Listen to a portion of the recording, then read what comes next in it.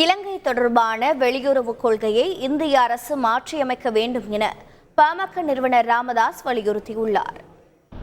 இந்திய பெருங்கடல் பகுதியில் இந்தியாவின் ஆதிக்கத்தை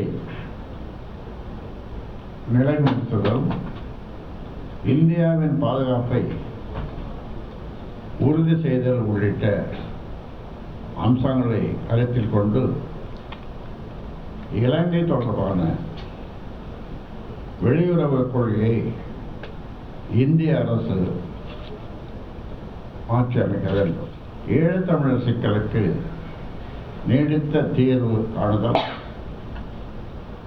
போர்க்குற்றங்களுக்கு காரணமான அனைவரையும் சட்டத்தின் முன் நிறுத்தி தண்டித்தல், தமிழ்நாட்டு மீனவர் பிரச்சனைக்கு தீர்வு காணுதல். செய்திகளை உடனுக்குடன் தெரிந்து கொள்ள உடனே சப்ஸ்கிரைப் பண்ணுங்க.